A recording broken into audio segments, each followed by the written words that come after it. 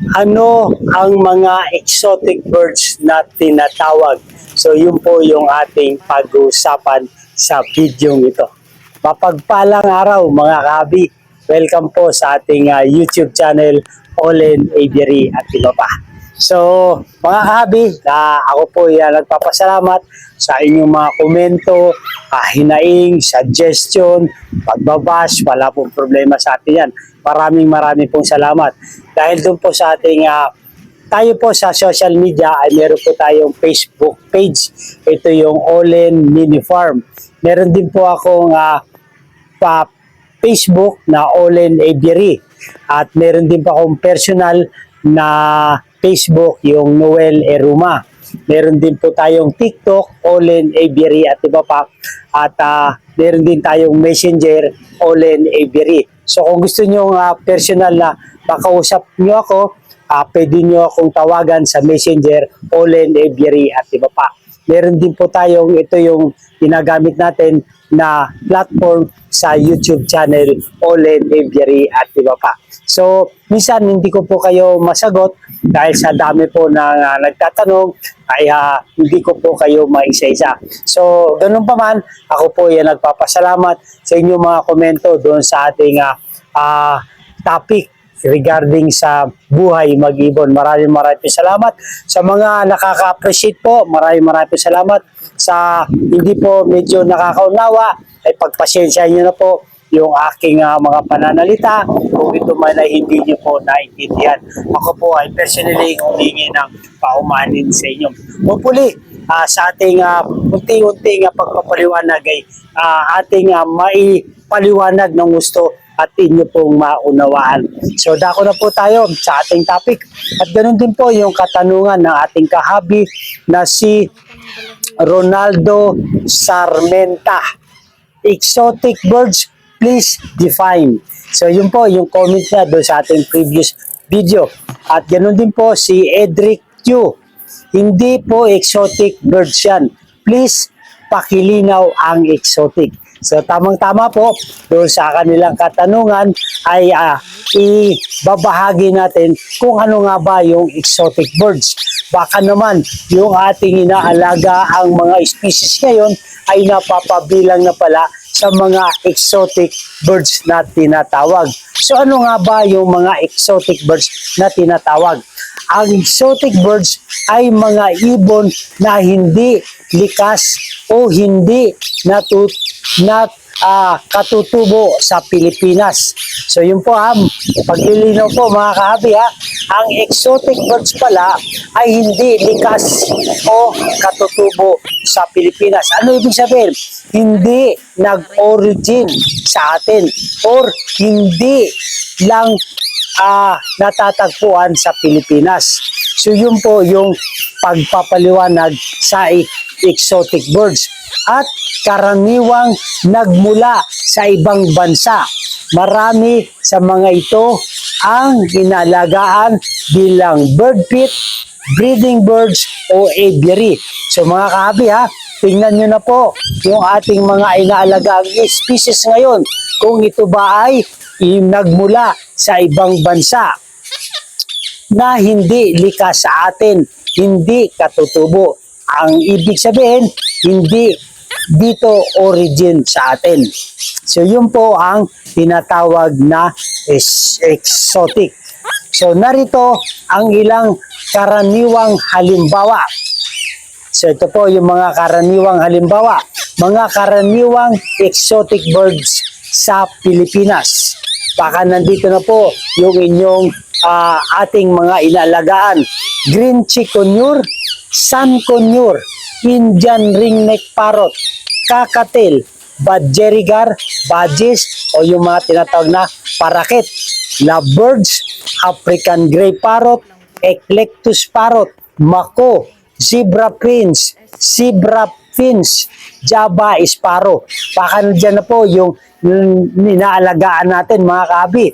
Sila po ay napapabilang sa mga exotic birds. Bakit tinawag na exotic? So, galing sa ibang bansa at hindi natural matatagpuan sa Pilipinas. So, lahat po ng galing sa ibang bansa na ay ng mga species na ibon ay exotic. Ngunit hindi po lahat ng ibon na galing sa ibang bansa ay exotic agad.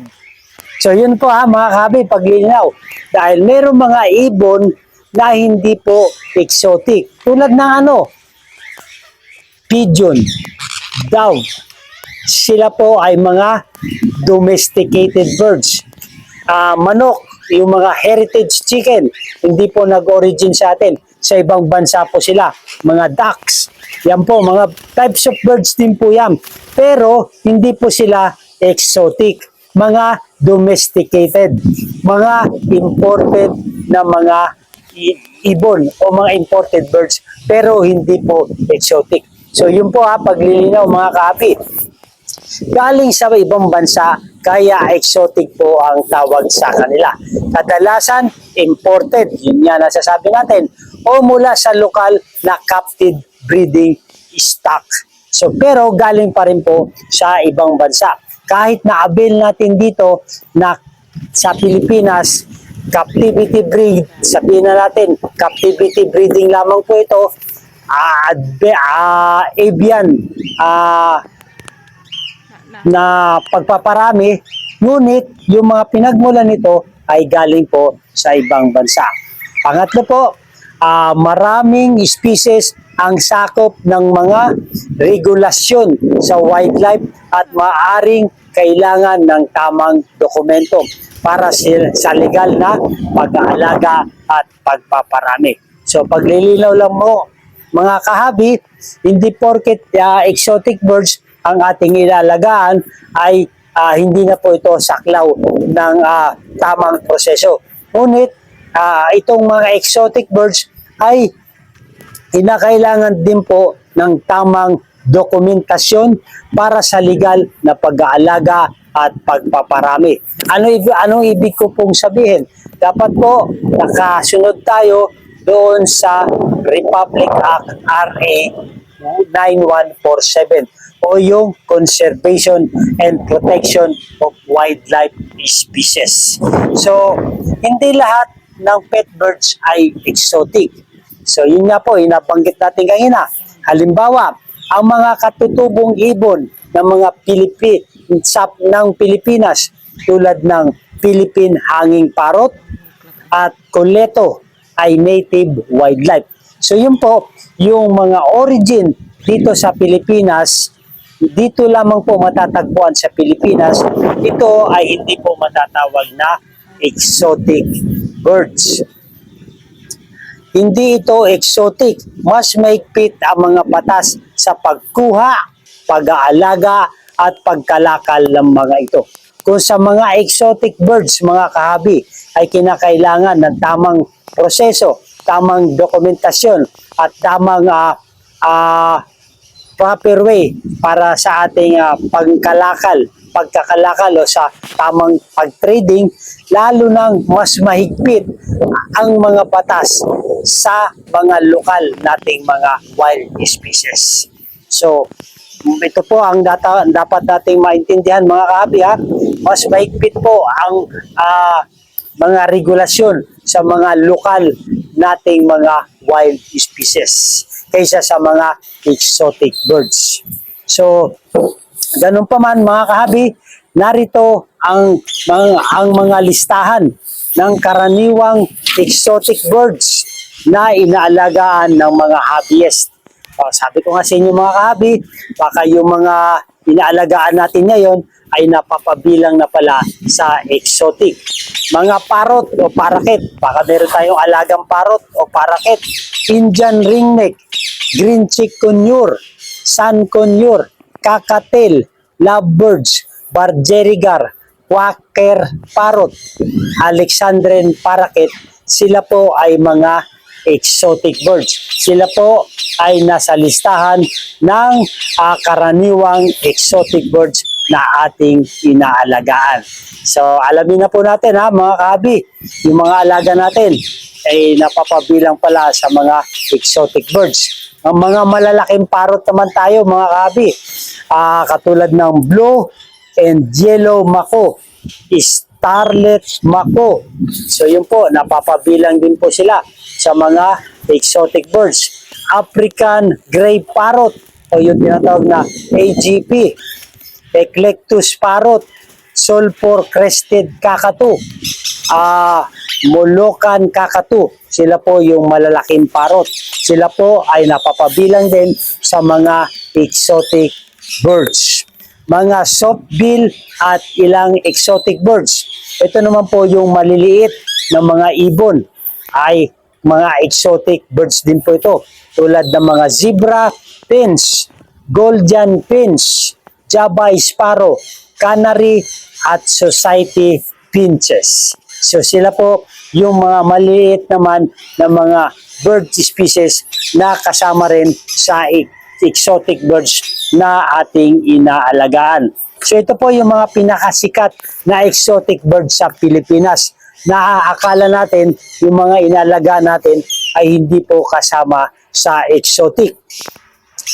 Lovebirds, kakatil, badgerigar, green chikunure, Indian ringneck, African gray parrot, sila po ay mga exotic birds na nandito sa Pilipinas. So yun po mga kahabi ha, paglilinaw. Tandaan na ang pagiging exotic ay hindi otomatikong nangangahulugang walang regulasyon. Ang ilang species ay maaaring sakop ng mga permit o dokumentasyon para sa legal na pagmamay-ari, breeding o pagbebenta. O muli ha, mga kahabi, tatandaan po natin, hindi porket exotic birds yung ating inaalagaan ay hindi na sila saklaw ng DNR Republic Act 9147. Bagkus, meron po itong kaakibat na panuntunan o regulasyon na dapat nating sundin na yung mga exotic na ating inalagaan ay dapat nating maiparehistro sa DENR. So yun po mga kahabi ha. Muli ay meron tayong nakuhang idea na yung ating mga inalagaan pala ay mga exotic birds. So shoutout po sa iyo, Ronaldo Sarmenta at Kahabi Edric Chu na sa aking pagbabahagi sa inyong mga katanungan ay meron po tayong naunawaan kung ano po yung exotic birds na tinatawag. So at kung nagustuhan nito mga kahabi, sa talakayan natin regarding po sa buhay mag-ibon ay humingi po ako ng favor. Please subscribe my YouTube channel, Olen Aviary at iba pa. So, shoutout din po sa mga kahabi natin na patuloy na sumusuporta. Shoutout po sa mga kahabi natin na nagbigay ng komento, suggestion, tanong. Maraming po salamat. So, pakihingi din po ako ng favor na paki-follow yung ating Facebook page, Olen Mini Aviary. At add nyo na rin po ako sa friend list sa ating Olen Aviary at iba pa sa ating Facebook account ko mga kahabi, Olen Aviary. At sa messenger natin, kung meron po kayong katanungan, pwede nyo po akong tawagin, mag-usap tayo doon sa inyong mga katanungan para mabigyan ko kayo ng kaliwanagan sa inyong mga katanungan. Depende lang po sa ating kakayahan ha. Hindi po tayo eksperto mga kahabi. Dahil lang ito sa ating mga pagtanungan, sa mga experience, sa mga na-research, kung ano po yung kapasidad na maisishare ko sa inyo para bilang isang buhay mag-ibon. Dahil yun naman po yung ating topic dito sa content na to. Makapag-share tayo at maliwanagan, mabigyan ng enlightenment ang bawat isa sa atin. So shoutout po sa mga silent viewers at sa mga nice ko rin pong i-shoutout ang ating kahabi na si Victor Aguila. Shoutout po kahabi. Si Gilbert Ilasano. Shoutout po kahabi. Si kahabi Alan Siberino. Shoutout po sa iyo. Si kahabi Juan Arwin Gilas.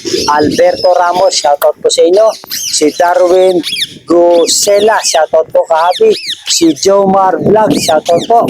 Si Seaford Reyes Pino. Shoutout po kahabi. Si King Kong. Shoutout po. Si Lucky Lux. Shoutout po. Si Lani Cinco. Silvino Jr. Ulagong. Shoutout po sa inyo. At last but not the least, si Gon X. Shoutout po kahabi. maganda ang buhay pag meron tayong kaalaman kung anong mga exotic birds na tinatawag at mga exotic birds na mga species.